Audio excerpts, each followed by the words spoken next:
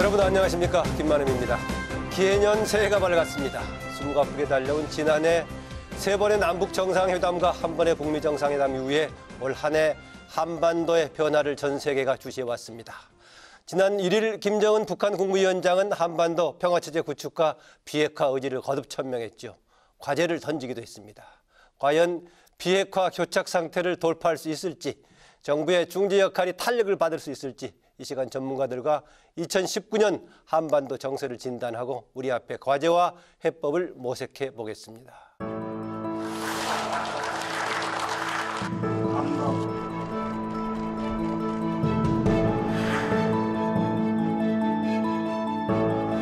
새해 한반도 정세 변화에 전 세계의 시선이 모아지고 있습니다.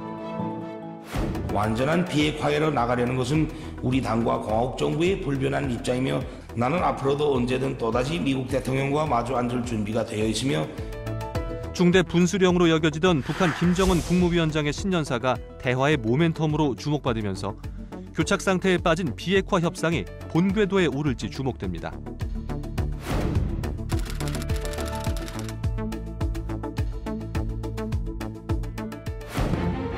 2차 북미 정상회담이 가시화되면서 비핵화 이행 조치와 제재 완화를 둘러싼 갈등에 돌파구가 마련될 것이라는 기대감이 높아지고 있습니다. 또한 김정은 위원장이 서울 방문 의지를 보이면서 서울 답방을 시발점으로 남북관계의 진전과 남북 화해 협력의 지평도 넓어질 것으로 보입니다. 그러나 여야 정치권의 평가는 엇갈리고 있습니다. 북의 김정은 위원장도 한반도의 완전한 비핵화와 항구적인 평화체제 구축에 대한 의지를 밝혔습니다. 북한의 전향적 조치는 보이지 않고 한국의 변화만을 강요했습니다.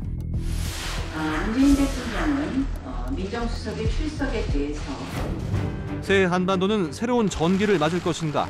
이번 주 토론당당에선 한반도 정세를 전망하고 비핵화 평화 구축을 위한 과제는 무엇인지 심층 진단해 봅니다.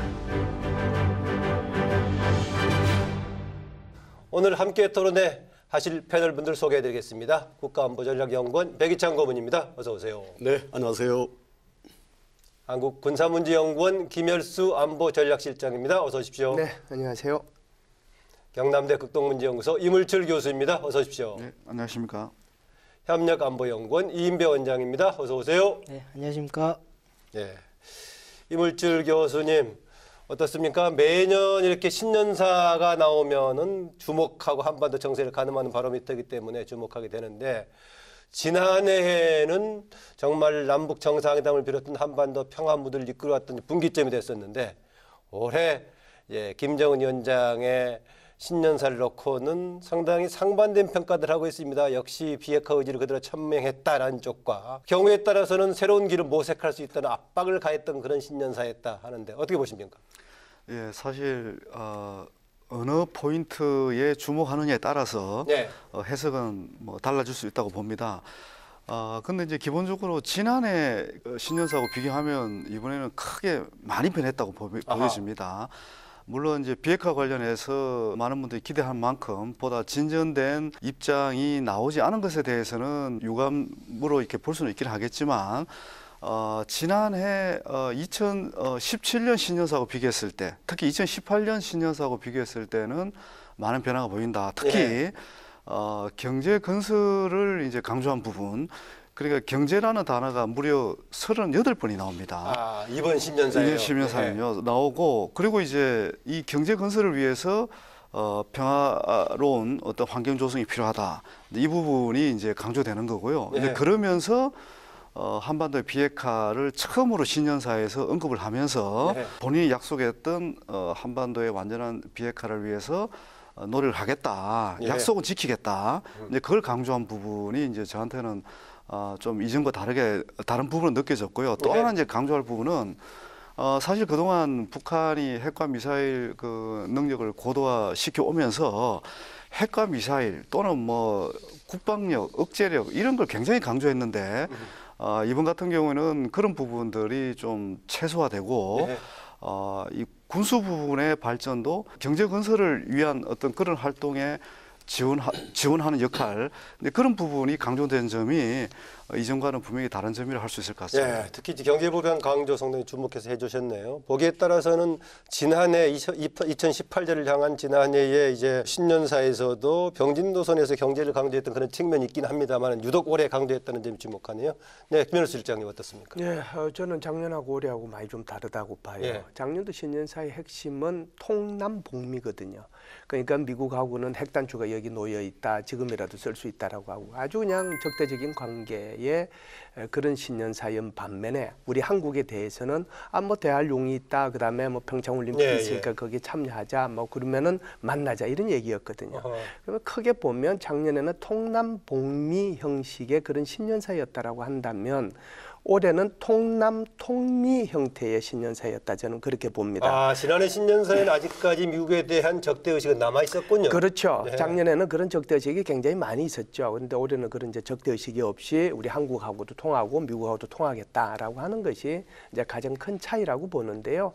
아까 이제 모두에서 질문하신 것처럼 이 신년사를 두고 아주 극명하게 지금 평가가 다르잖아요. 네. 다르는데 긍정적으로 보면 저는 이렇게 봐요. 무슨 얘기냐면은 올해 우리 트럼프 대통령하고 다시 만나서 정상회담을 할 용의가 있다. 이건 굉장히 긍정적이잖아요. 네. 두 번째는 우리 한국과의 그 관계는 작년에 어마어마한 성과를 거뒀다. 난 여기에 대해서 굉장히 만족한다. 네, 만족이라는 표현을 썼죠. 세 번째는 이제 한반도의 완전한 비핵화를 이룩하겠다. 여기까지는 굉장히 좋은 면이 있습니다. 그런데 하나하나에 전부 다 시비를 걸었어요. 뭐냐 하면 미국하고 대할 용의가 있지만 만일에 일방적으로 계속해서 핵 포기를 강요하면 새로운 길을 모셔가겠다라고 얘기하는 거고요. 네. 또 우리 한국과의 관계에서도 계속해서 뭐 평화와 번영을 위해서 같이 자주 만나고 노력하자라고 얘기했음에도 불구하고 그러려고 하면 한반도의 그 전략 자산이 전개되면은 안 되고 한미연합훈련을 하면 안 된다라고 다시 또 시비를 걸은 거죠. 이제 이런 것들이 바로 이 김정은 신년사를 바라보는 아주 극단적인 면에서의 그 신년사이지 않는가. 그래서 굉장히 희망적인 면이 있으면서도 거기에 대해서 만일에 제대로 안 되면은 우리는 다른 길을 가겠다라고 하는 것을 여기에 명시하고 있는 것이죠. 네, 김열수 실장께서 양면성을 그대로 놓고 지금 보고 있군요. 일단은요. 그렇죠. 네, 백이찬 고문은요. 네, 저는 여기서 상반된 두 가지 평가가 있다고 보통 이야기를 하는데요. 네. 저는 사실 그것이 크게 다르지 않다 이렇게 생각을 합니다. 네. 한편으로는 북한의 김정은 위원장이 확고한 비핵화 의지를 표명을 했고요. 그러나 그 비핵화 의지를 표명한 것을 사실은 6월 12일, 작년 6월 12일 시점에 고정시켜 놓은 상태다 이렇게 봅니다. 네. 그러니까 거기서 아직까지 한 발 더 나은 것은 아니다라는 거죠. 보통은 미국을 비롯한 국제사회는 북한이 이전의 상태보다도 한 발 더 나간 뭔가 비핵화 조치를 선제적으로 하기를 원하잖아요. 그런 면에서 보면은 이번에 신년사에서 김정은 위원장이 이전에 했던 풍계리의 이 핵시설을 폐쇄한 그 이상으로 더 나간 선제적인 비핵화 조치를 신년사에서 밝히지 않았기 때문에 진전된 상황은 아니라고 하지만 그러나 6월 12일에 있었던 북미 정상회담에서 이야기했던 한반도의 완전한 비핵화 여기에 대해서 분명한 의지를 다시 천명을 했고요. 그리고 트럼프 대통령과 만나면은 반드시 세계가 원하는 성과를 내놓을 것이다. 이렇게 이야기를 했거든요.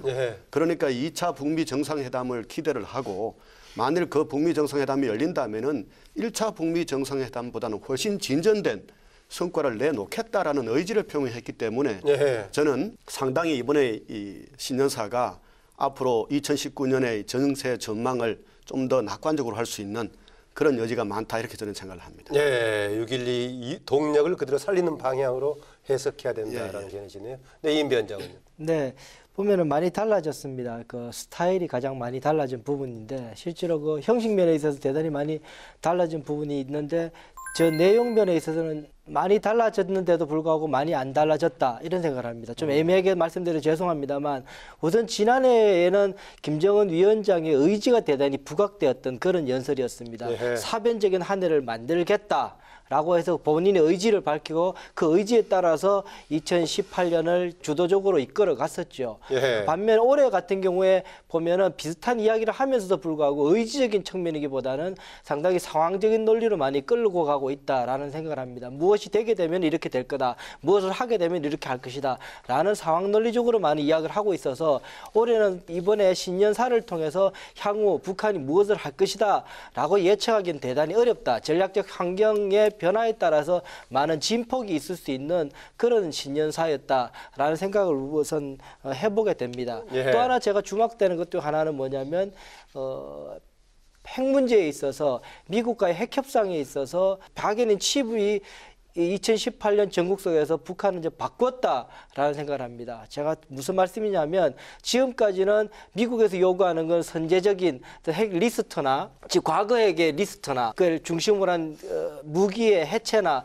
이런 것들 쪽으로 주로 요구를 해왔었는데요. 이번에 김정은 위원장이 이야기하고 있는 것을 보면은 더 만들지 않겠다, 동결하겠다, 확산하지 않겠다라고 이야기를 하고 있습니다. 사실은 2018년에 가장 미국으로서는 골칫거리가 뭐였냐면은 협상은 해놓고 있는 부분에 불구하고 동결에 대한 이야기를 아무 정리가 안 된 상황이었기 때문에 계속 지금 핵무력을 강화시킬 수 있는 여지가 있었던 거거든요. 그런데 그것을 최대한도로 지금까지 열심히 그 카드를 만들어서 2019년은 동결대 그 미래 핵에 대한 동결대 평화협정의 구도, 제재 해제 구도로 끌고 갈 수 있는 유리한 환경을 만들고 있다라는 생각이 듭니다. 예, 아까 백이찬 고문께서는 6월 12일에 서로 공동 발표의 그 취지가 그동안에 그렇게 이행은 덜 됐지만 다시 에너지를 살리는 그런 분위기를 강조해 줬는데 임배 원장께서는 서로 협상의 카드가 좀 바뀌었다는 점에 주목하기도 합니다. 보니까는요. 뭐 여러 가지 좀 해석이 엇갈리는 부분이 좀 있긴 합니다만 또 엇갈리는 대로 의미가 있다 이렇게 보기도 하고요. 해석이 엇갈리는 것 중에 하나가 김정은 위원장의 신년사 중에서 핵무기 관련해서 강조했던 부분입니다. 핵무기를 더 이상 만들지도 않고 시험하지도 않고 사용하지도 않고 전파하지도 않겠다라는 것을 긍정적으로 해석하면은 이제 비핵화에 대한 강한 의지라고 할 수도 있겠지만은 있는 것에 대한 언급이 없기 때문에 사실은 핵 보유국을 전제로 한 이후의 과정이 군축 협상을 논의하려는 거 아니냐 이런 지적도 있는데 이 부분은 어떻게 봐야 되겠습니까? 배 고문님. 아까 여러분들이 이야기했는 것처럼 이번에 핵과 관련해서 딱 나왔던 이야기만 보면은 사실은 과거의 핵에 대한 폐기 문제는 직접적으로 언급을 하고 있지 않습니다. 제일 중요한 것은 만들지 않겠다라는 것이고요. 시험하지 않겠다는 것은 벌써 시험을 하지 않기 때문에요. 그리고는 전파하지 않고 사용하지 않겠다는 것은 사실은 그것은 앞으로의 미래적인 일이기 때문에 보면은 저는 이 네 가지의 그 개념에서 가장 중요한 것은 만들지 않겠다라고 하는 부분이라고 봅니다. 아직까지 여러분들 잘 아시다시피 영변의 핵시설이 가동되고 있거든요. 거기서 플루토늄을 생산하고 있죠. 이것은 계속적으로 핵무기를 만들 수 있는 여지가 있는 거죠. 그런데 앞으로 저는 현재는 만들고 있는 겁니까? 중단하고 있는 겁니까? 저는 만들고 있다고 봅니다. 현재 아직까지는. 만들고 있다. 이것을 저는 앞으로 제2차 북미 정상회담이라든가 또는 향후에 있을 다자 간의 어떤 한반도 평화를 위한 노력 중에서 첫 번째 협상의 어떤 대상이 되는 부분이 이 만들지 않는 부분을 어떻게 중단시킬 것인가. 어떻게 그러니까 핵 물질을 더 이상 생산하지 않게 만들 것인가라는 부분이 다시 말하면은 영변의 핵시설 폐쇄 문제가 가장 긴급하고도 첫 번째 되는 앞으로의 협상의 어떤 아젠다가 아닐까 저는 이렇게 생각을 합니다. 이제 만들지 않는 부분에 대한 어떻게 서로의 확인하는 문제 이렇게 얘기 나오군요. 네, 김일수 실장께서는요. 제가 볼 때는요. 지금 우리 앵커님께서 말씀하신 것처럼 김정은 위원장은 신년사를 통해서 앞으로 협상을 하면은 핵 군축 미국과의 그 차원에서 협상을 하겠다라고 하는 것을 분명히 여기에 제시했다라고 봐요. 보세요. 핵무기 제조 안 하겠다라고 하는 거예요. 생산 안 하겠다. 그다음에 핵무기에 대해서 사용하지 않겠다, 실험하지 않겠다, 전파하지 않겠다. 이거는 핵무기 보유 국가가 하는 행동이거든요. 그러니까 이 행동을 하겠다라고 하는 거고요. 여기에 이제 우리가 의심을 좀 가져야 되는 부분은 핵무기를 생산하지 않겠다라고 얘기한 거지 핵물질을 생산하지 않겠다라고 얘기한 건 아니에요. 네. 그거는 우리 지금 배 선생님께서 말씀하신 것처럼 지금 이 순간에도 핵물질은 생산되고 있다는 것을 의미하는 거고 네. 앞으로 미국하고의 협상을 하게 되면 핵무기는 생산 중단할 수 있다. 그 정도 얘기거든요. 그래서 이 부분에 대해서는 굉장히 우리가 좀 관심을 갖고 쳐다볼 필요가 있고 더더욱 중요한 것은 지금 보면은 앞으로의 문제잖아요. 그러면 과거 핵은 그러니까 지금 만들어진 것으로 추정이 되는 20개에서 60개 가까이 정도 될 것으로 추정되는 네. 이 과거 핵에 대해서는 단 한마디의 언급도 없단 말이죠. 이것이 왜 이런 결과가 나오느냐 하면 바로 한반도의 완전한 비핵화라고 하는 이 단어에 대해서 예. 미국과 북한이 의견 일치를 보지 못했기 때문에 이런 얘기들이 계속 나올 수 있는 거예요. 그래서 다음에 다시 2차 미북 정상회담을 하게 되면 그게 CBID든 또는 CD든 완전한 비핵화요. 이것이 무엇을 의미하는 것인지 여기에 대한 미국과 북한 사이에서 정의에 합의해야 된다 이렇게 봅니다. 네, 임 위원장님, 그동안에 핵 리스트 얘기할 때 여러 가지 다 물질을 비롯한 여러 가지를 포함하겠지만 가장 일차적인 대상은 기존에 만들어진 주로 이제 핵 무기를 대상으로 리스트가 거론되는 거 아니었겠습니까? 원래 미국 트럼프 대통령이 예전에 오바마 정부 기존에 20년 동안의 핵 협상과 다르게 핵을 해결하겠다라고 했을 때 핵심적인 부분이 바로 그거였습니다. 지금까지는 북한과 협상을 하게 될 때 미래 핵부터 다루었었거든요. 예. 트럼프는 그렇게 하지 않겠다. 곧바로 전국을 찔러서 과거 핵부터 해체부터 시작하겠다. 그랬더니 프론트 러닝이라 그래서 몇 개라도 끄집어내서 뭐 해체하는 것부터 시작하겠다라고 호기롭게 시작했지 않습니까? 그런 의미에서 이번 발언은 어떻게 봐야 되겠습니까? 그래서 이번에 저는 볼 때 지금 이게 동결하게 더 이상 만들지 않겠다라고 이야기했지 않습니까? 문제는 뭐냐면은 지금까지 만들지 않겠다고 했는 것을 밝힐 수 있는 근거가 없습니다. 무슨 말씀이냐면 그래서 FFVD가 다시 한 번 더 중요한 건 신고가 중요한 이유가 뭐냐면은 지금까지 북한이 가지고 있는 핵무기, 핵물질이 어느 정도인가를 명확하게 알게 되면 이것이 동결되면 동결된 거 그다음에 확인을 할 수가 있습니다. 근데 지금 자체가 지금 확인이 안 된 상태에서 핵무기를 만들지 않겠다. 몇 개인 줄 알고 다음에 지금의 50개, 60개라고 그랬는데 다음에 80개도 예전부터 80개였다. 그러면 또 어떻게 말할 겁니까? 그러니까 지금 현상 자체가 팩트 자체가 정확하게 규명이 안 된 상태에서 이런 말들이 오기 때문에 가장 첫걸음은 다시 한 번 더 올해 지난해 동안 계속 그것 때문에 줄다리기 했지만 결국은 명확한 신고가 우선될 수밖에 없습니다. 예, 이물질 교수님. 저는 비핵화 이 개념에 대해서는 이 북한하고 미국이 어느 정도 저는 합의하는 지점이 있다고 봅니다. 예. 이 가장 기본적인 목표인 비핵화에 대한 개념에 대해서 합의가 안 된 상태에서 다음 단계로 넘어가는 게 저는 쉽지 않다고 보는 것이고요. 그리고 우리 대통령도 공식적인 자리에서 여러 차례 한반도 비핵화는 미래 핵, 현재 핵, 과거 핵의 완전한 제거다.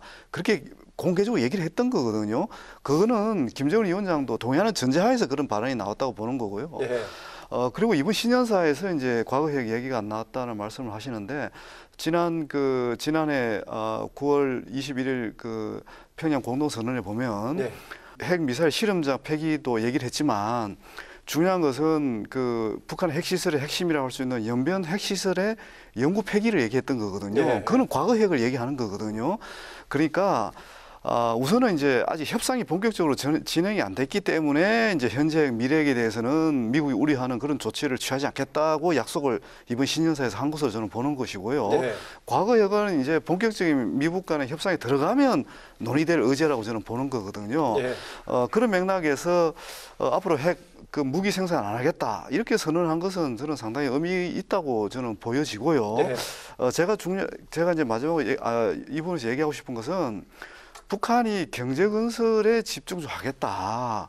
그리고 남북 관계도 지속적으로 발전시키겠다는 어떤 선언을 했거든요. 네. 이런 부분들이 가시적인 성과를 내려면 미국과의 비핵화 협상이 진전이 잘 돼야 되는 거고 그러면서 제재 완화가 돼야 된다는 것은 그는 지금 누구나 알고 있는 하나의 어떤 논리적인 하나의 방식이거든요. 예. 그런 맥락에서 보면 북한이 이번에 신년사에 밝힌 이 비핵화 관련된 의지는 우리가 이 사람이 이 비핵화를 조치를 잘 이행할 수 있도록 환경과 조건을 우리가 어떻게 만드느냐, 미국이 어떻게 만들어주느냐, 거기에 저는 달려있다고 봅니다. 네.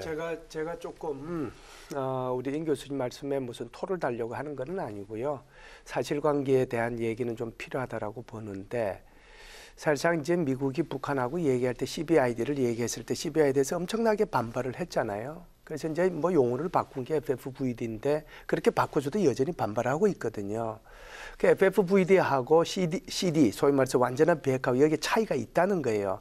차이가 있다 보니까 뭐 트럼프 대통령하고 김정은 위원장하고 내면적으로는 무슨 얘기를 했는지 모르지만 표면상 나타나고 있는 것은 아직까지 이 부분에 대해서 한반도의 완전한 비핵화에 대한 정의에 합의하지 못했다라고 하는 것이 일반적인 이제 학자들의 얘기고요. 이문철 교수께서는 실제로 상당한 부분은 합의하는 가운데 진행이 되고 있다. 그렇죠. 그런 얘기고요. 예. 그다음에 이제 우리 대통령께서 지난번에 9.19 소위 말해서 평양에 가서 같이 만났을 때 그때 뭐 과거핵, 현재핵, 미래핵 얘기를 했는데 중요한 것은 이제 김정은 위원장의 입에서 과거핵이 나와야 되는 거거든요. 영변 핵시설에 대해서는 이렇게 얘기를 했죠. 미국이 추가적인 조치를 할 경우에는 영변 핵시설 폐기를 포함해서 북한도 추가적인 조치를 하겠다라고 얘기를 했잖아요. 상응 조치를 하면. 그러면 영변 핵시설 자체는요, 미래 핵에 관계되는 거예요. 물질은 현재 핵이고요. 만들어진 무기는 과거 핵입니다. 그런데 지금 뭐가 여기에 빠져 있느냐 하면 바로 무기도 만들지 않고 실험하지 않고 이전하지 않고 사용하지 않겠다라고 얘기한 건데 물질에 대해서 그러니까 이게 현재 핵이죠. 그다음에 핵무기에 대해서 과거 핵이죠. 이 두 가지에 대해서 지금 빠져 있다는 거죠. 그렇기 때문에 바로 이 문장들을 보면서 굉장히 이 부분에 대해서 비판적인 시각을 갖고 있는 사람들은 북한이 비핵화의 의지를 한반도 비핵화라는 완전한 비핵화는 말만 하지 실제로는 계속해서 파키스탄이나 또는 인도처럼 그냥 핵무기를 가지고 그럭저럭 이렇게 버텨나가면서 사실상의 핵무기 보유국가로 가려고 하는 것은 아닌지 의심하고 있는 것이죠. 네. 저는 그 의심은 충분히 가능하다고 봅니다. 그리고 북한의 김정은 위원장도 저는 그런 가능성을 완전히 없앴다고는 생각지 않습니다. 문제는 그러한 이른바 핵 보유국으로 갈 수 있는 가능성을 차단하고 여기서 벌써 이제 언급했던 것처럼 완전한 비핵화의 길로 어떻게 가게 만들 것이냐라는 거죠. 사실 북한의 이 김정은 위원장이 이번에 신년사에서 드러난 것은 내 앞에는 두 가지 길이 있다. 하나는 완전한 비핵화의 길이고 또 하나는 새 길이다. 이렇게 저는 이야기했다고 봅니다. 이 길 중에서 어느 길을 갈지는 향후에 미국이 어떠한 대응을 하느냐에 달려 있다라는 거죠. 핵심은. 저는 여기서 그렇다면은 우리가 새 길이라는 것이 아니라 완전한 비핵화의 길로 어떻게 가게 할 것인가. 그 방법은 저는 2019년 올해 첫걸음을 어떻게 내딛느냐에 크게 달려있다고 봅니다. 누구의 첫걸음이라고 보십니까? 저는 그것이 기본적으로 미국과 북한 2차 북미 정상회담의 결과라고 봅니다.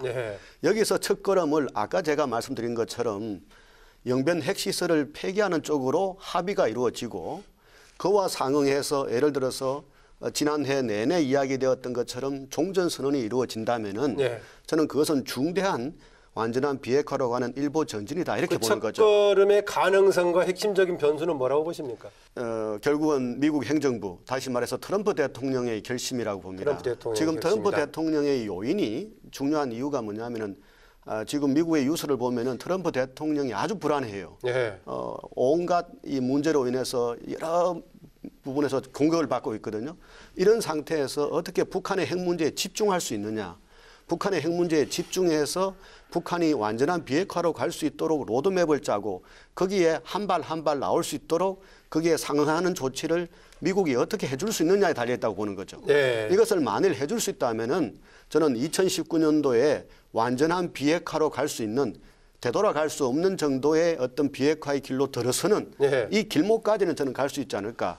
이렇게 봅니다. 역시 뭐 비핵화 협상의 이제 가늠자는 북미 회담에 있는데 그 변수는 미국의 선택에 달렸다라는 얘기네요. 네, 이 위원장은요. 네, 그래서 제가 앞서 제가 말씀드린 것처럼 이번에 신년사가 저로서의 판단을 유효했던 이유가 이게 지금 본인의 의지가라기보다는 상황 논리였기 때문에 야 이번에 뭐 이 긍정적이다, 야 부정적이다 할 것이 아무것도 없다. 그래서 제가 초정에 말씀드린 것처럼 이게 상황 논리에 무게가 많았다라고 말씀드린 부분이고요. 그런데 불행스럽게도 북한이 우호적으로 생각할 만한 상황이 될 만한 미국의 구조가 아니라는 생각 때문에 저는 한반도 향후 안보 전국을 그렇게 밝게 보질 않습니다. 미국의 변수인데 미국 상황으로 봤을 때는 그쪽으로 갈 가능성이 좀 약하다라고 보군요. 두 가지라고 저는 보는데요. 첫 번째로는 잘 아시는 바처럼 중간 선거에서 하원이 민주당으로 넘어감으로 인해서 모든 사사건건 민주당에서 대외 정책에 대해서 청문회를 통해서 계속 시비를 걸게 될 겁니다. 지난해 같은 경우에는 어쨌든 트럼프 대통령 의지로 쇼업해서 이렇게 좋게 포장만 해도 와 이거 우리가 이렇게 했다라고 할 수 있을 만했는데 이제는 그렇게 하기 어려운 구조가 접어들었습니다. 그때 만나서 뭐 했느냐? 정말 그 북한으로부터 비핵화에 대한 명확한 그 확답은 들었느냐? 당신은 뭘 주려고 했느냐? 미 국무부는 뭐 하려고 꼬치꼬치 다 묻게 될 겁니다. 공개든 비공개든 그런 국면을 맞이해야 되기 때문에 트럼프 대통령이 쉽게 지금 정상회담을 카드를 쓰기가 불편한 상황일 수 있다라는 생각이 하나 들고요. 또 하나는 지금 고위급 회담 문제인데요. 고위급 회담이 제일 안 이루어지고 있어서 북한 쪽에서 지금 그걸 거부하고 있는 것처럼 보입니다만 사실은 또 다르게 보면은 폼페이오 국무장관도 열심히 하지 않고 있습니다. 본인도 본인의 야망이 있기 때문에 북한 핵 문제에 잘못 끌려 들어가서 이게 엉뚱한 길로 가게 되면은 나중에 책임을 다 뒤집어 쓸 수 있게 됩니다. 그렇기 때문에 폼페이오도 그걸 하려고 하지 않습니다. 이 두 가지 상황을 보면은 구조적으로도 그렇고 협상 주체 면에서도 그렇고 미국이 그렇게 적극적으로 나서기 어려운 구조가 아닌가라는 생각을 해보게 됩니다. 네, 이물질 교수님 아까 김일수 실장께서 약간 이견도 표명하셨는지 미국 상황이 중요 변수고 녹록지 않다라고 이제 이인배 원장은 보고 계시는데요. 예, 그 부분에 대해서는 저도 뭐 다른 이견이 아닌데요. 이제 중요하게 보는 부분은 지금 그 남북한 지도자 그리고 미국의 트럼프 대통령이 과연 한반도 비핵화 문제를 해결할 의지가 있느냐. 유사 일의 새 정상이 동시에 어떻든 이 문제 해결하자는 뜻을 합친 적은 저는 없었다고 봅니다. 이건 굉장히 중요한 의미가 있다고 봅니다. 근데 문제는 이인배 원장님도 말씀하셨지만 비핵화를 실현하기 위한 각자의 국내적 환경이 지금 안 갖춰져 있다. 그러니까 특히 이제 미국이 국내 각자라면 미국뿐만이 아니라 다른 주체도 북한도 그렇고 얘기입니까? 우리도 그런 것 같습니다. 비핵화라는 이 정말 큰 목표를 달성하기 위해서 국내적인 지지 또는 법 제도적인 뒷받침 이런 것들이 갖춰져야 이게 이제 원만히 해결될 수 있는데 이제 이런 부분이 아직 좀 미흡하다 이렇게 보는 거고요. 미국 국내 정치 변수가 가장 큰 변수겠죠. 앞으로 특히 이제 트럼프 대통령은 어떤 식으로든 이 한반도의 비핵화를 달성해서 이전에 대통령들이 못했던 그런 어떤 업적, 뭐 자기들 레거시라 그러지 않습니까? 그런 레거시를 만들어서 재선에 좀 유리하게 활용하고자 하는 그런 의도가 분명하게 느껴집니다. 뭐 노벨 평화상까지 탐내고 있다. 그것도 본인이 부인하지 않는 그런 부분이잖아요. 그 정치인이라면 한 번쯤 뭐 노래 볼 만한 한때 그 노벨을 내쳤던 기억이 나네요. 그런데 문제는 이 방식인 것 같습니다. 비핵화를 해결하는 방식과 관련해서 각 나라, 특히 이제 미국과 북한이 이제 좀 다른 그 생각을 갖고 있는데 이번 신년사에서 제가 주목한 부분은요 이런 것 같습니다. 그 김정은 위원장이 세 가지 전제를 얘기했습니다. 국제사회가 환영하는 결과를 반드시 만들겠다는 의지를 밝히면서 조건이 뭐냐면 인정해달라, 존중해달라. 북한 체제를 인정하고 존중해달라는 게 첫 번째였고요. 그리고 공정한 제안을 내놓아라. 세 번째가 올바른 협상 자세와 문제 해결 의지를 가지고 임해달라. 이 세 가지인데 여기서 핵심이 저는 공정한 제안이라고 봅니다. 이 공정한 제안이란 구체적인 단어가 들어간 겁니까? 들어갔죠. 공정한 제안인 거죠. 이 공정한 제안이라는 게 이제 김정은 위원장이 계속 강조를 했던 이 비핵화 해결 원칙과 관련해서 단계적이고 동시적인 해결 원칙. 그러니까 김정은 위원장이 지금까지 내놓은 제안에 대해서 미국도 상응한 조치를 내놔달라. 단계적으로 내놔달라. 그러면 자기들은 완전한 비핵화로 가겠다. 그래서 결과적으로 국제사회가 원하는, 국제사회가 환영하는 결과를 만들겠다. 이 얘기는 상당히 의미가 있는 거예요. 왜냐하면 지금까지 북한과 미국 간에 6.12 싱가포르 합의도 내놓고 여러 가지 합의가 있었지만 국제사회가 환영 안 하는 겁니다. 특히 미국 사회가 환영을 안 하는 거잖아요. 그러니까 김정은 위원장도 지금 뭐 그러니까 트럼프 대통령의 형식상의 신뢰 보내는 것 말고는 지금 공식적인 환영 표명은 없었습니까? 없었던 거죠. 예.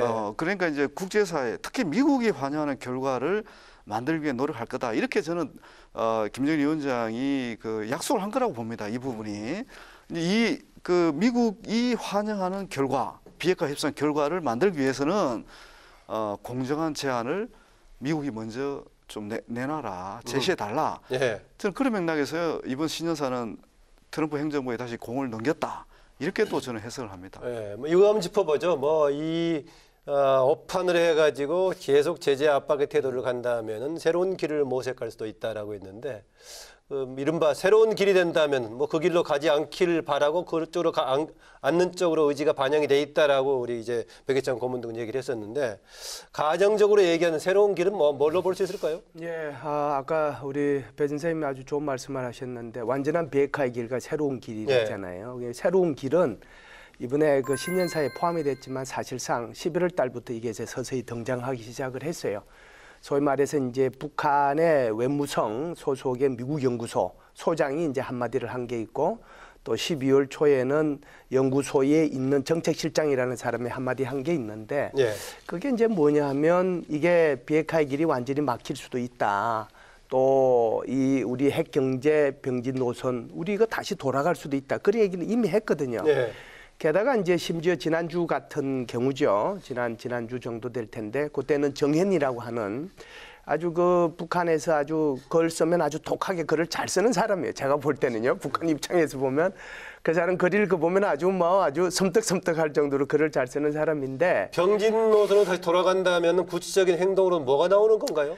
그러니까 이제 2017년 상황으로 돌아가는 거죠. 뭐 18사 실험도 하고 뭐 이런 얘기입니까? 그래서 제가 요 말씀을 드리고 그 부분을 좀 말씀을 드리도록 하겠습니다. 그래서 그 정현이라는 사람 얘기도 계속해서 만일 이런 식으로 계속 한다라고 하면 안 된다라고 하는 거고, 한반도의 비핵화라고 하는 것이 이게 북한의 비핵화만을 의미하는 것이 아니다라고 얘기를 했잖아요. 예. 그게 바로 이제 새로운 길이거든요. 그래서 미국과의 협상이 교착 국면에 들어가고 잘 안 되면은 그 새로운 길을 가겠다라고 하는 거고, 그 새로운 길의 핵심 내용은 핵 경제 병진 노선으로 돌아간다는 거고, 그 돌아간다는 의미는 2017년 상황으로 되돌아갈 수 있다라고 하는 것을 경고성으로 얘기했다, 이렇게 볼 수 있죠.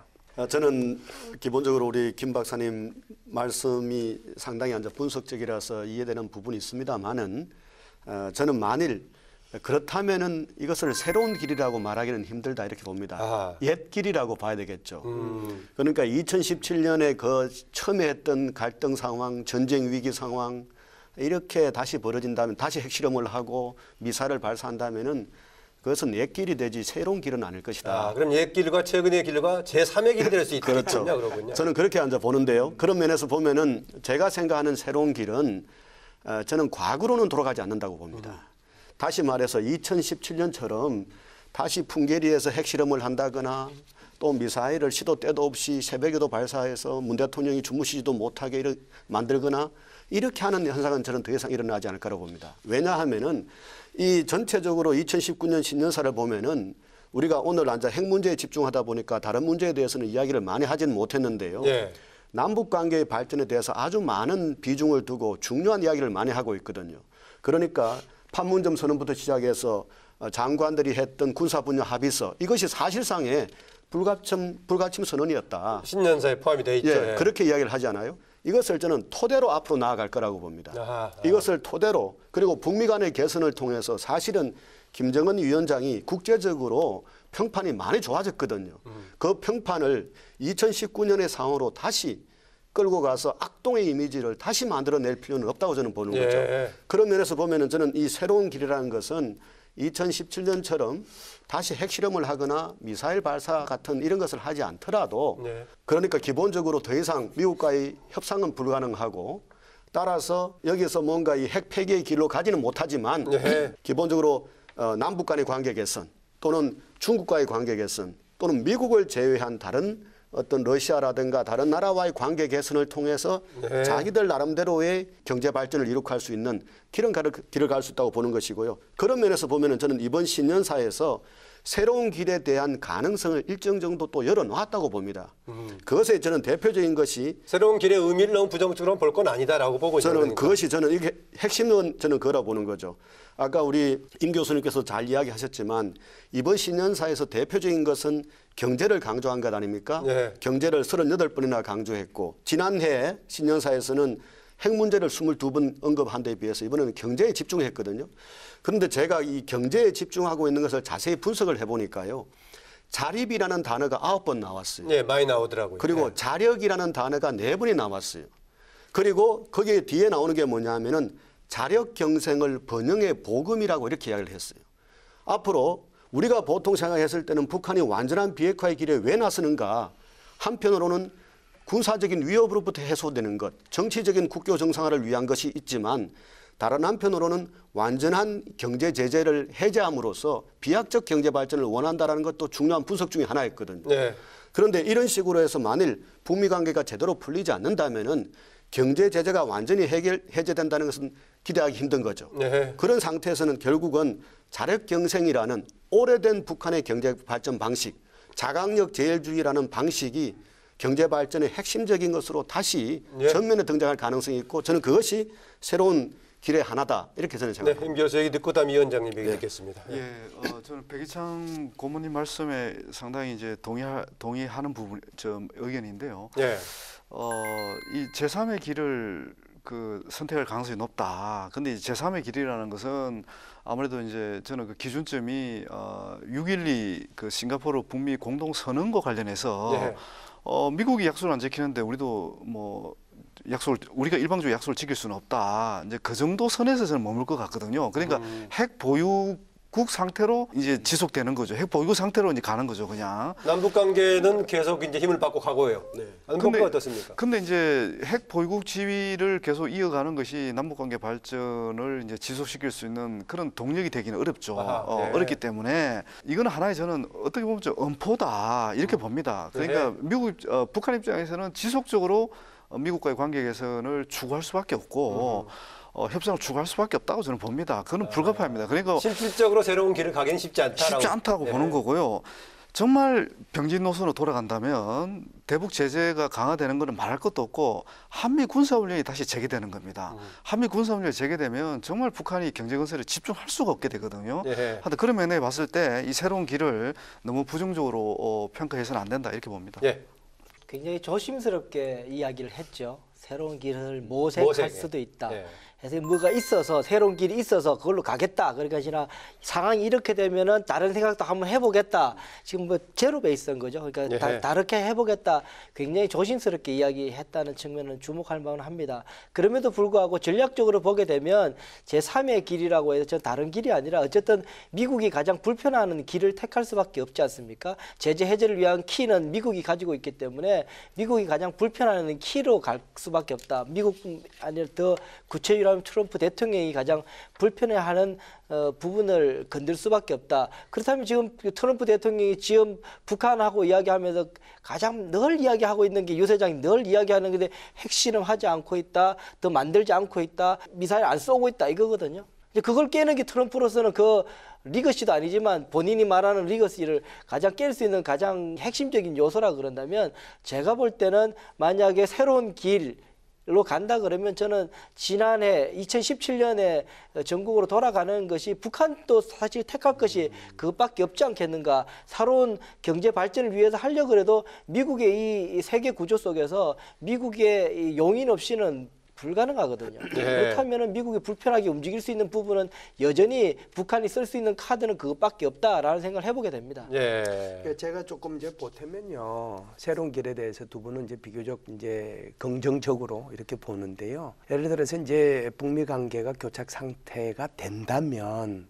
아까 이제 우리 배 선생님께서 남북 관계, 뭐 북한은 오히려 이제 한국과의 관계를 더 소중하게 여기고 또 중국과의 관계를 소중하게 여기서 활로를 모색하는 그것이 이제 제3의 길이 될 것이라고 생각을 이제 한다라고 말씀하셨는데 제가 볼 때는 북미 관계가 교착 상태로 넘어가 버리면 남북 관계는 한 발도 더 진전이 안 될 수도 있겠다는 생각이 들고요.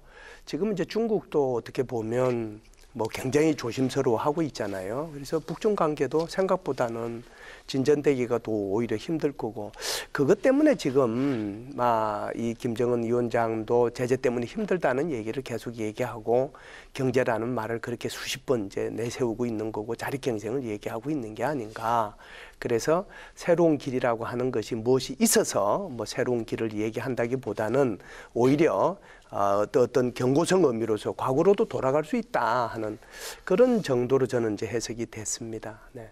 네, 그 정도로 하고요. 보니까는 뭐 일단은 확실하게 준비된 새로운 길은 아니겠지만 그 새로운 길에 대한 가상적으로 했을 때 약간 생각하는 바는 좀 다르군요. 그런데요, 되게 이렇게 어려움이 있을 때마다 여러 가지 얘기 나옵니다만은 지난해에 6월 12일에 싱가포르 회담 이후로 어떤 면에서는 북미 간에는 구체적으로 진전된 걸 확실하게 좀 찾기가 쉽지 않은 면이 있습니다만은 남북 간의 관계는 상당히 진전이 됐단 말이죠. 여러 가지로 진전이 됐고 이후에 9.19 평양 선언도 있었고 군사 부분 합의서까지 있었고요. 여러 가지 이행 과정도 있었는데 이렇게 비핵화 협상 문제가 나올 때마다 우리 정부의 역할 얘기도 하는데 우리 정부의 역할 어떻게 뭐 좀 새롭게 정비돼야 될 부분이 있을까요? 아니면 뭔가 좀 방향이 달라져야 될까요? 어떨까요? 네, 저는 우리 정부가 지금 완전한 비핵화라는 최고의 목표, 궁극적인 목표와 현재 이 교착 국면 사이에 저는 잘게 쪼개가지고 문제를 풀어야 된다고 봅니다.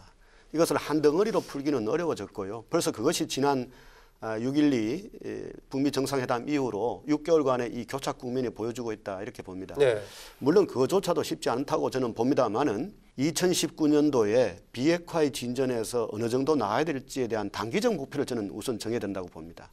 그러니까 완전한 비핵화라는 궁극적 목표보다는 단기적으로 어느 정도까지 나갈 것인가. 저는 그것에서 저는 목표로 삼는 것은 1단계 6월 달까지는요. 영변 핵시설을 폐기하고 그리고 거기에 상응하는 종전선언이라든가 이러한 조치가 취해지는 것. 이것이 저는 1단계 조치라고 봅니다. 그리고 늦어도 올해 안으로는 북한에서 지금 아까 우리 이 박사님께서도 이렇게 앉아 이야기를 하셨는데요. 문제는 영변 핵시설이 폐기되고 나면은 기본적으로 미래 핵이라는 부분이 없어지지 않습니까? 그러면은 현재 핵과 과거의 핵의 일정 부분을 폐기하는 북한에서는 저는 나름대로는 자기 논리는 저는 세울 수 있다고 봐요. 자기들로서는 핵 군축이라고 말은 할 수 있겠죠. 내부적으로는.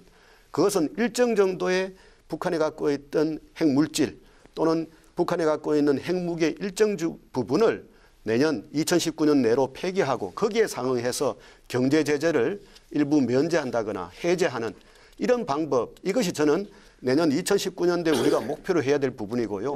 이것을 위해서 우리 한국 정부가 북한과 미국 사이에서 중재적 역할, 조정자의 역할 이런 것들을 또는 이니셔티브를 취하는 이런 어떤 노력들이 저는 필요하지 않을까 이렇게 생각을 합니다. 네, 임배 원장, 우리 정부의 역할입니다. 저부터 죄송합니다만 사실은 지난 11월 30날 한미 정상회담 이후에 실제로 한국의 미북 관계에 있어서의 레버리지는 급격하게 저는 약화되었다라고 저는 봅니다. 우리의 키가 약했다. 네, 그 무슨 말씀이냐면 그때 대통령께서 가셔서 하고 싶었던 것은 이제 트럼프 대통령이 김정은 위원장의 답방에 대해서 적극적인 환영 의사 이런 것들을 좀 워딩을 받아와서 김정은 위원장이 사라질 것 같은 것을 사그라들고 있는 답방 연내 답방을 좀 더 세게 좀 키워보려고 한미 정상회담을 무리해서 사실은 그 추진했었던 거였는데 결과는 사실은 그거 완전히 뒤집어졌습니다.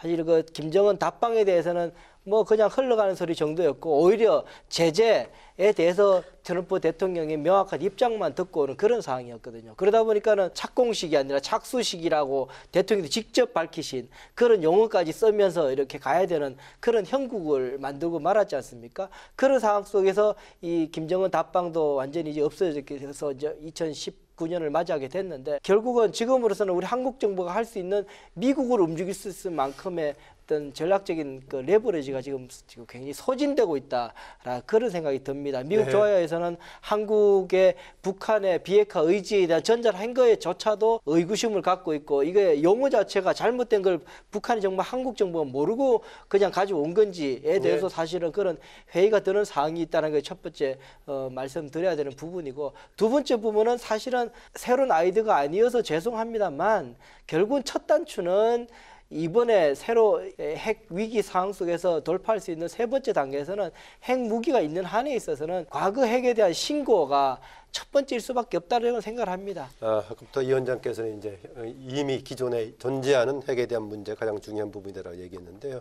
그 12월 30일 날 이른바 세미 친서라고 얘기하는 김정은 위원장의 친서에서는 답방 부분 성사가 안 된 것에 대한 이제 아쉬움을 표현을 했는데 여전히 김정은 위원장의 답방 문제 가능성이라는 가지고 있는 의미 어떻게 봐야 될까요? 중요한 의미를 여전히 갖고 있죠? 예, 여전히 있다고 봐야 될 것 같고요. 기본적으로 이제 지난해 말에 이제 친서를 보낸 것은 김정일 위원장이 자기는 이제 신의를 지키는 지도자 뭐 이런 이미지를 좀 강조한 측면이 있는 것 같습니다. 그런데 자기 한 약속은 어떻든 지키겠다. 지난해 서울 방문을 못했지만 하다 올해 그 최대한 이른 시일 안에 이제 그 서울 방문을 하겠다 그런 의지를 밝힌 것으로 보이지고요.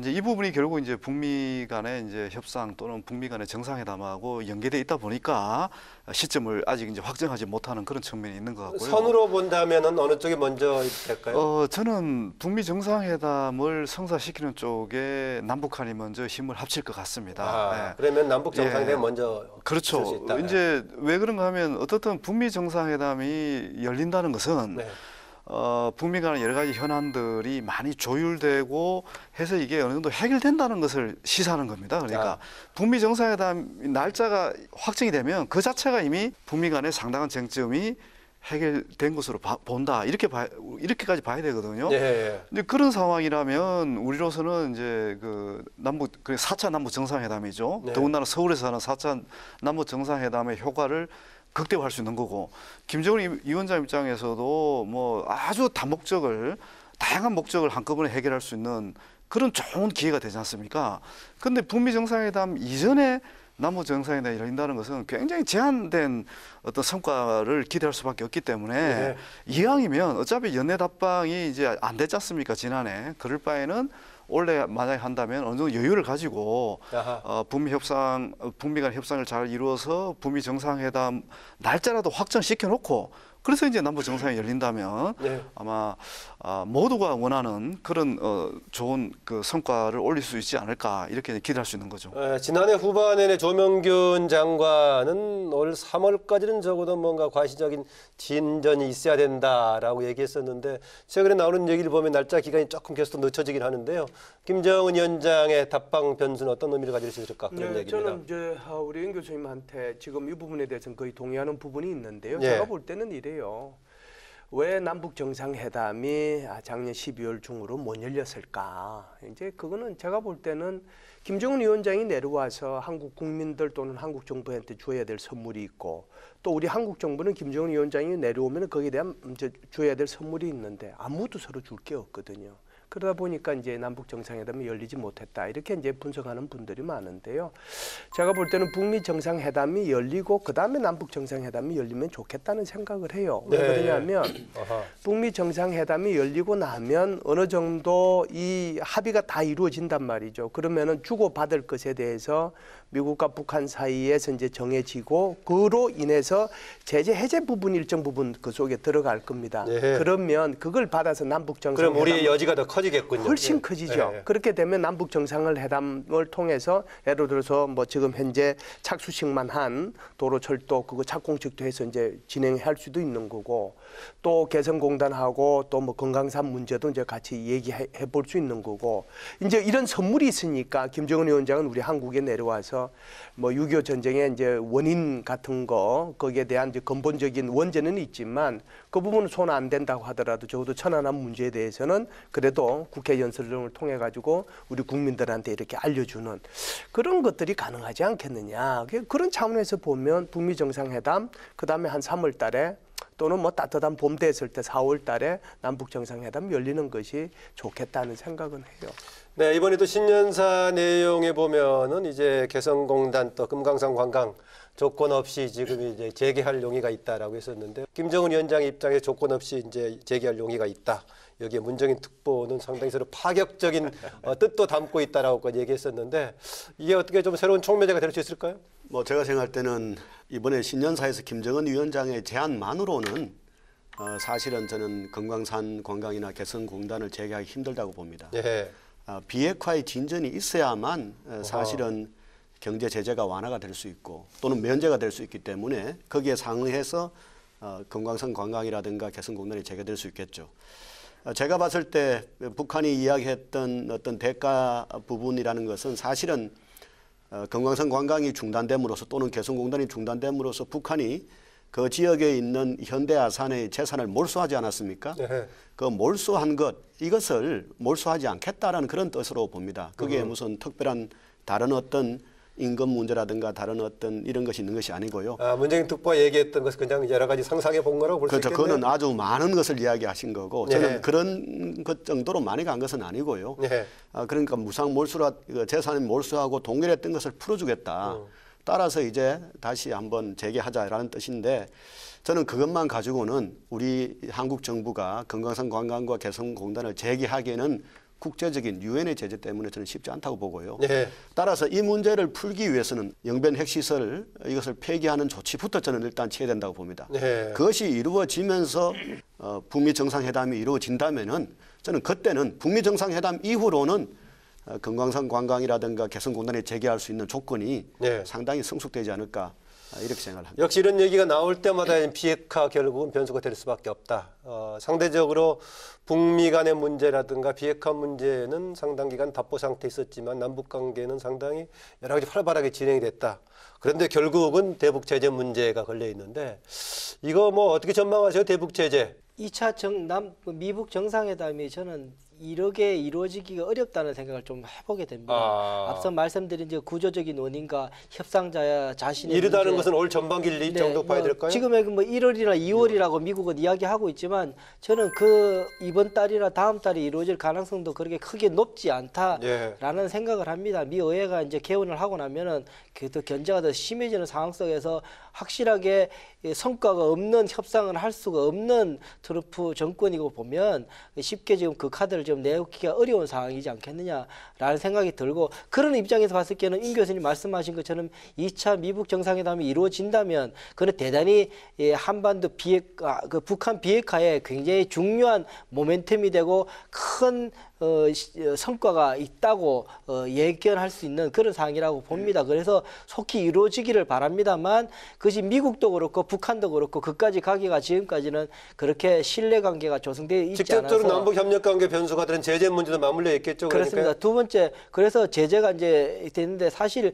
미국하고 한국하고 북한을 바라보는 인식 자체가 굉장히 큽니다. 그 큰 정도가 인간을 바라보는 시각이 성선설과 성악설이 다른 것 정도로 큽니다. 그래서 북한을 못 믿기 때문에 구조적으로 북한이 핵 포기할 수 있는 구조를 만들겠다. 그래서 제재는 필수다라고 보는 게 미국의 지금 입장이고 우리 문재인 정부에서는 북한이 핵을 포기할 수 있도록 용기를 내게 진실성은 있으니까 용기를 내게 제재를 빨리 풀어서라도 그렇게 해주자라고 이야기하는 거기 때문에 서로가 사실은 타협점이 별로 없습니다. 사실 철학적인 기반이 다르기 때문에.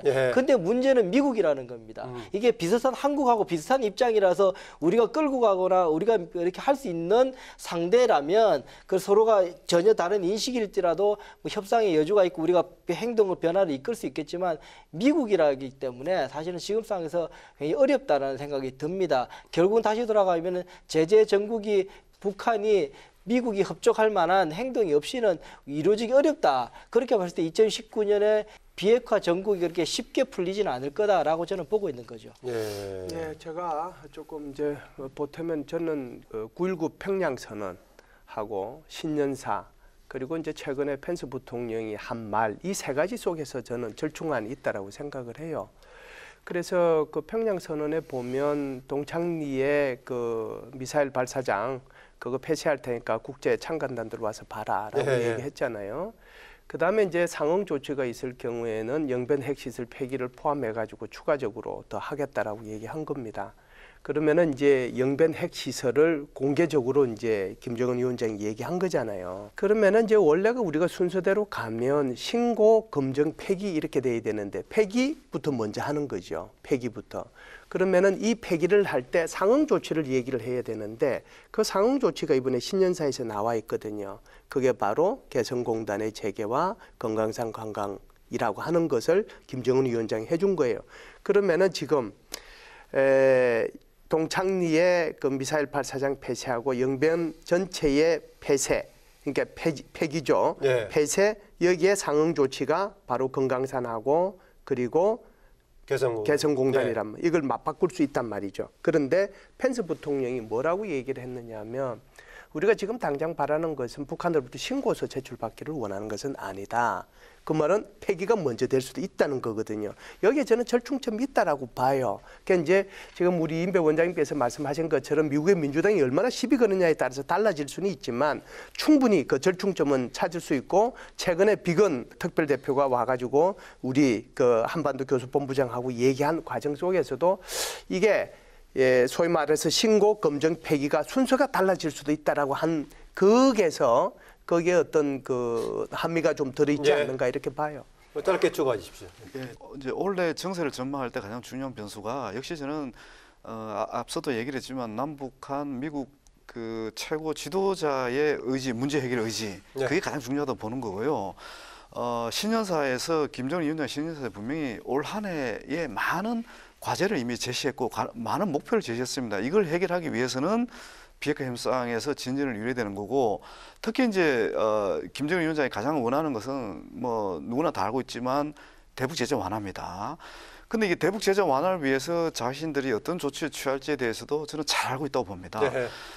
그럼 이제 금강산 관광 재개하고 개성공단 재개 부분을 언급한 것은 어떻게 보면 미국 제재, 유엔 제재를 완화할 수, 그러니까 미국 제재, 그 유엔 제재를 어느 정도 우회할 수 있는 하나의 이게 프로젝트라고 저는 보거든요. 유엔이라든지 유엔 제재가 명시적으로 금강산 관광이라든지 개성공단 중단을 명시하지는 않았습니다. 다른 요소가 있기 때문에 그게 지금 안 되는 거거든요. 그런 맥락에서 보면 저는 올 한 해가 그렇게 비관적으로 흘러가지는 않을 거다. 분명히 이 3자 간의 최고 지도자 의지가 모여져서 어떤 식으로든 문제 해결 방향으로 갈 것이다. 이렇게 저는 봅니다. 말씀하신 대로 명백하게 명시적으로 규제가 안 돼 있는 부분은 경우에 따라서 틈새가 있을 수도 있고 또 한국의 남북관계 특수 상황에 대한 뭐 면제를 요구할 수도 있는 부분이 있어 보이긴 합니다. 시간이 다 돼서요. 좀 정리를 해야 할 것 같습니다. 한반도 평화 비핵화 문제 가장 이상적인 목표도 갈 수 있겠지만 현실적으로 우리가 여러 가지 조건 속에 돼야 되는 거니까요. 행위자가 한 사람도 아니고 상대 행위자가 김정은 위원장, 북한도 있고 미국도 있고 또 국제 환경도 있는 것이기 때문에 이 구도 속에서 우리가 추구해야 될 방향, 목표 어떻게 해야 될 것인지 강조하실 이야기 포함해서 오늘 마무리 발언 듣고자 합니다. 먼저 이인배 원장부터 들을까요? 우리 정부가 조금 서둘지 않았으면 좋겠다는 생각을 합니다. 지난 한 해에 너무 이 종전선언도 그렇고 답방 문제도 그렇고 이 착공식 문제도 그렇고 기한을 너무나 엄수하려고 하다 보니까 국민들 보기에도 너무 조급하게 보이게 되고 사실 그러다 보니까는 무리하게 미국하고 이렇게 파이럼을 내는 그런 상황이 있어서 2018년 충분히 많이 남북 관계가 많이 조정되어 있으니까는요. 2019년은 조금 긴 호흡으로 진정성 있게 북한의 핵 포기가 온전하게 이루어질 수 있게 천천히 긴 호흡을 갔으면 좋겠다라는 생각을 해보게 됩니다. 네, 이물질 교수님. 저는 국회 역할에 대해서 한 말씀 드리고 싶은데요. 사실 이제 그 국내 경제나 정치의 안정 못지않게 이제 한반도의 평화를 진전시키는 게 굉장히 중요한데 이 국회에서 좀 더 생산적인 이 한반도 평화 정착이라든지 비핵화라든지 또 남북 경협 관련된 이런 아이디어가 지금 잘 안 나오고 있거든요. 이런 부분에서 올 한 해는 경제를 다시 이제 활성화하는 것도 굉장히 중요하고 또 경제 활성화 관련해서 이게 불가분의 관계가 있는 게 결국 한반도 평화라고 저는 봅니다. 이런 부분에서 국회가 좀 더 이렇게 구체적이고 실질적인 아이디어를 제시를 해서 국민적 의견을 수렴해서 정책에 반영될 수 있는 그런 노력들을 해줬으면 하는 바람을 갖고 있습니다. 네, 김현수 실장님. 정부든 국회든요 해야 할 일은 한반도 비핵화라고 하는 거, 그게 CBID든 FFVD든 간에 여기에 원칙이 절대로 흔들려서는 안 된다. 우리가 북한과의 어떤 그 회담을 하든지 또는 미국과의 어떤 회담을 하든지 간에 이 원칙을 분명히 지키고 뚜벅뚜벅 걸어가는 그런 2019년이 되기를 바랍니다. 네, 그동안 많은 분들이 경제와 평화의 선순환에 대해서 이야기를 했습니다. 지금 한반도의 남과 북 모두 경제가 저는 핵심적인 과제라고 봅니다. 북한에서도 그렇지만 우리 남한에서도 마찬가지거든요. 그래서 저는 문재인 대통령이 지난 1년 동안 한반도의 평화를 위해서 많이 노력하셨고 따라서 일정 정도 궤도에 올랐다고 봅니다. 저는 대통령께서 올해는 경제에 좀 더 신경을 쓰시면서 그 앞으로의 남북관계라든가 북한의 비핵화 평화 문제는 저는 장관들, 국정원장 열심히 그동안 했고 많은 경륜이 붙었으니까 그렇게 해서 문제를 풀어가면은 경제와 평화를 모두 얻을 수 있지 않을까 이렇게 생각을 합니다. 네, 네 분 고맙습니다. 네, 지금까지 백이찬 고문, 김현수 실장, 이물철 교수, 이인배 원장과 더불어서 한반도 평화 비핵화 문제를 중심으로 한 2019년 한반도 정세관을 전망해보는 이야기를 나눴습니다. 한반도 평화 실현에 있어서 중요한 한 해가 이제 막 시작이 됐습니다. 며칠이 안 됐는데요. 비핵화 평화체제 구축, 정부의 운전자 역할이 탄력을 받길 바라고 대통령 새 인사에서 얘기했던 국민의 삶에 도움이 되는 평화, 돌이킬 수 없는 평화를 기대해 봅니다. 토론당당, 저는 다음 주에 뵙겠습니다. 안녕히 계십시오.